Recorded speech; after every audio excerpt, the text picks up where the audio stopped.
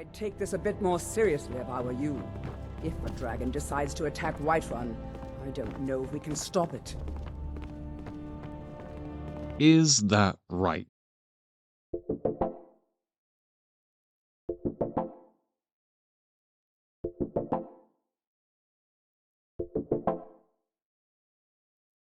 That line has lived rent-free in my head for years, so I decided to find out. Can any settlement in Skyrim actually survive a dragon attack without the Dragonborn's help? Just the guards, housecarls, and their court mages and other combat-ready members of the Jarl's court all doing their best to not end up roasted.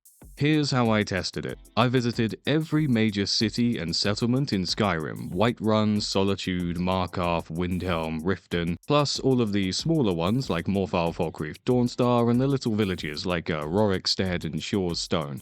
I'm running the Open Cities mod so guards and NPCs outside of the city walls can join in the defense.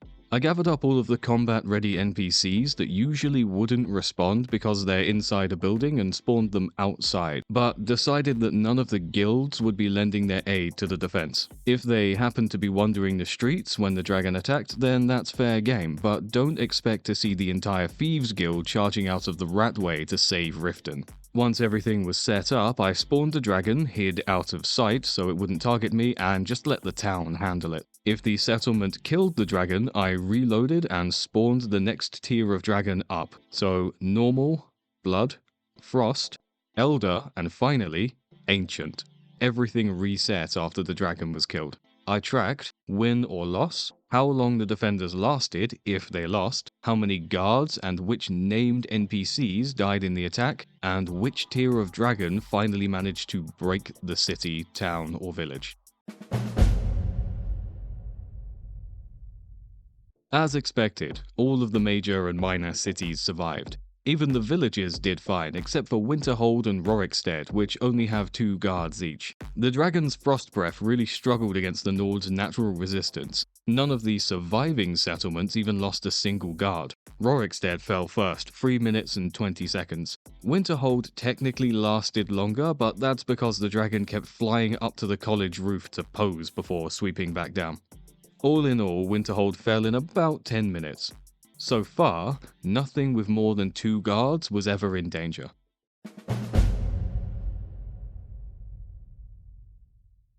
Now things heat up. The Blood Dragon's fire breath and boosted stats wiped every small village in under 2 minutes.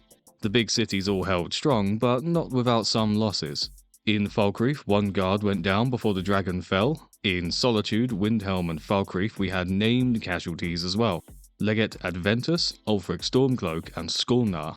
For some reason, in Dawnstar and Morthal, the dragon just kind of flew off mid-flight. I'm not sure why, but there seems to be a bug where the dragon doesn't want to land once it's knocked down to 50% health. Still, a win's a win.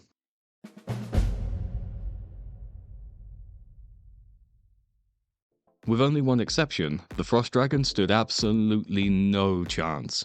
Once again, the Nord's resistance to frost damage gave them an insurmountable edge over the dragon. Every remaining settlement survived.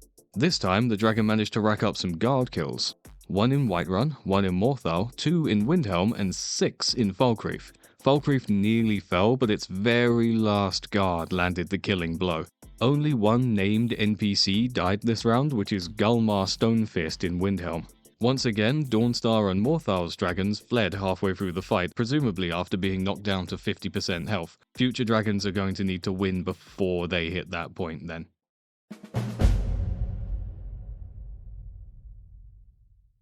The Elder Dragon claimed its first cities, Dawnstar and Falkreath both. Dawnstar in 4 minutes and 59 seconds, and Falkreath in just over 3 minutes. No heroic last stand this time. Solitude was untouchable, not a single guard lost. Markarth and Windhelm each lost 1 guard, Whiterun and Morthal lost 2, and Riften lost 6. Only 2 named casualties this time, Galmar, again, and Usselthur in Morthal. By now, only the major walled cities, and Morthal, are still standing.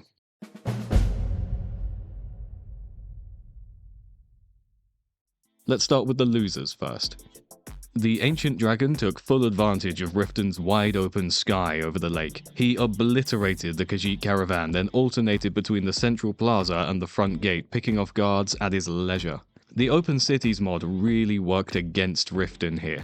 Once the dragon landed outside the walls, the guards still inside the city filed out of the gate to die in neat little lines. With only 2 guards left, the dragon landed in the central plaza, lit the first one up like a Christmas tree, but the very last guard tried to use the well-known Riften Tree Infinite XP exploit. I had to intervene. Riften fell in 7 minutes and 35 seconds. Morthal had probably only made it this far because earlier dragons refused to land once they were dropped to 50% health, but the ancient dragon had absolutely no problem cleaning house long before it hit 50% health. He came down swinging, going roof to roof, burning everything below. 6 guards, no walls, no chance. Morthal fell in 2 minutes and 6 seconds. The cleanest, easiest win since the Blood Dragon wiped out those tiny little villages, giving Riften the number 5 spot for lasting longer than Morthal despite failing to stop the dragon.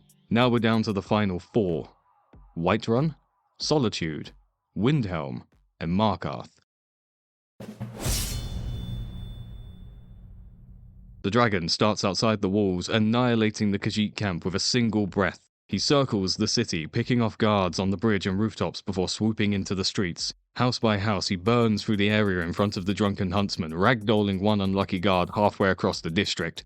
The dragon manages to tear through a good chunk of Whiterun's guards, but when the smoke clears, the last few guards manage to bring him down.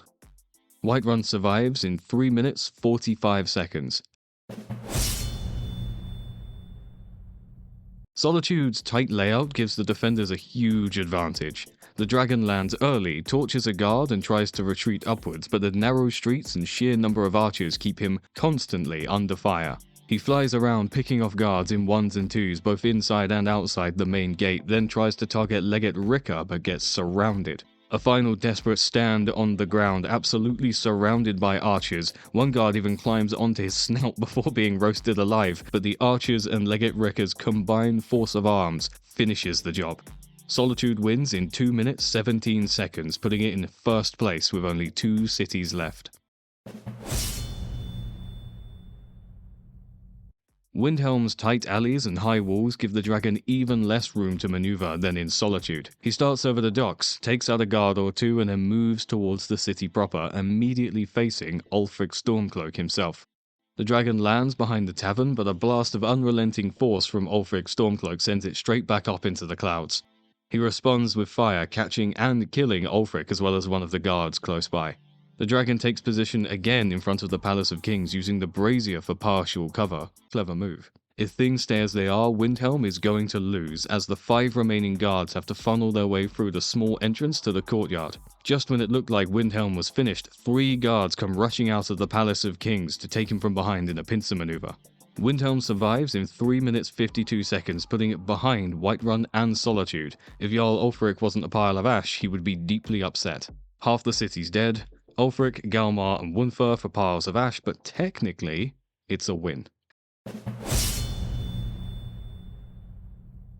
Markarth's natural defenses and wide-open sightlines make it a nightmare for dragons.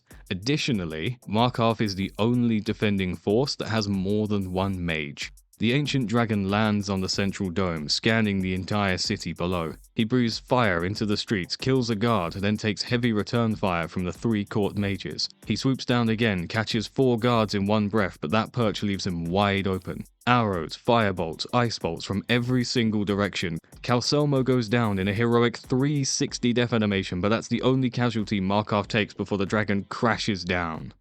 Markarth wins in 1 minute 38 seconds. Not even close. Not even close. So, in conclusion, after testing every settlement that actually has guards assigned to it, if you want maximum security when Alduin and the boys come knocking, you better be in Markarth. They say it was built by the dwarves, you know. I don't believe a word of it.